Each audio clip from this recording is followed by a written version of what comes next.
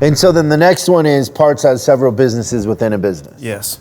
And that's exactly what we're talking about. Number 3, we have parts availability directly affects the service experience for a few reasons. One is most ROs don't go out without a part, right? So we need parts to do an oil change, basically, with the exception of an alignment or some sort of wiring repair, whatever. Program or whatever. Yeah. For the most part, I would say 95% of an RO has a part, maybe higher. Probably accurate.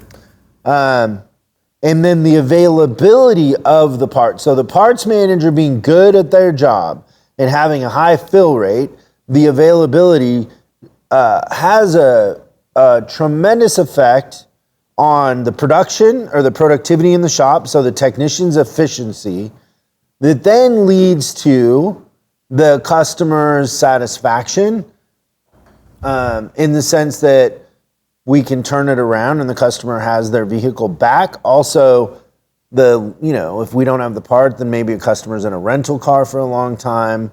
But if a parts manager's really good and we have the part in stock or we can get the part same day, the perception of that the customer has is that this was easy, and the technicians are going to be more efficient because they're not pulling them in and out. So as a parts manager, the best thing I could hear at the back counter is, wow, I didn't think you would have that. Oh yeah, that's a compliment, right? That's a great thing. But think about it from a sense of a parts manager not paying attention to his oil, and they run out of oil, and then service drains the oil, and now I've got to figure out how to tell the customer that you're going to have to wait for an extended period of time because I have to get oil from a local place because we ran out of oil. Oil? It's fun to hear everyone say oil, isn't it? The next one is the parts department's profitability is a huge part of fixed absorption. 100%. Huge part. The next one is a relationship with manufacturers runs through the parts department. So a lot of people listening to this have never made this connection because you've never sat on the side of the manufacturer. But the manufacturer only cares about service because they're putting a part on. They are in the business of selling parts. If you think about any vehicle that's sold, it is just a part.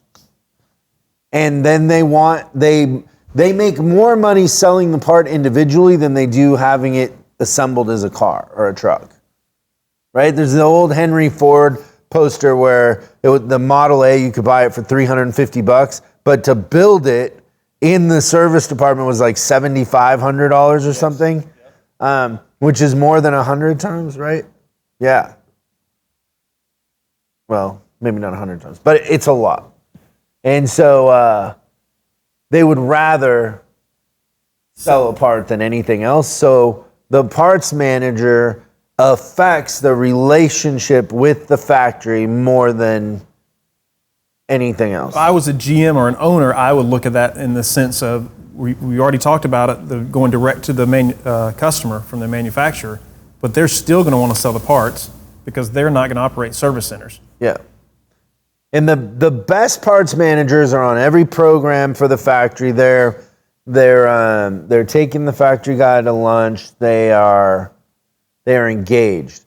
The worst relationship with the factory usually is a dealer that doesn't understand parts and has a lot of turnover at the parts position. And it's really hard for the factory to have anything predictable or set. I say as a parts manager, there has to be some rules, and the rules to the game are play with the manufacturer. Yeah, but when I was running a store, or I owned a store, I wanted, if a factory person came, we were washing and vacuuming their car, detailing it basically. We were taking them to lunch wherever they wanted, we wanted them to feel like we were in on every program. We were ambassadors for the brand. It's too important. It's the most important relationship in a sense. I would agree. And being in as many stores as we're in and as many as I've been in over the years, the dealers that would fight the manufacturers were always way less profitable than the ones that didn't. I just would pay attention to that stuff.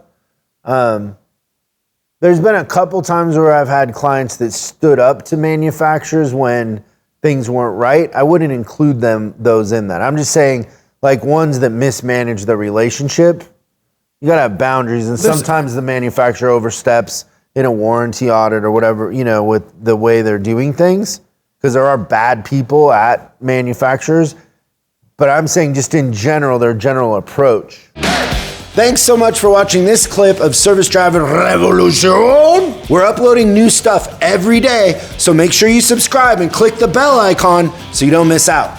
If you have a question you'd like us to answer on the show, call 8333-ASK-SDR and we'll answer your question on the show. That's 8333-ASK-SDR. For special deals on our books and training, head over to offers.chriscollinsinc.com. Now that's offers.chriscollinsinc.com. I'm Chris Collins, and I'll see you in the next video.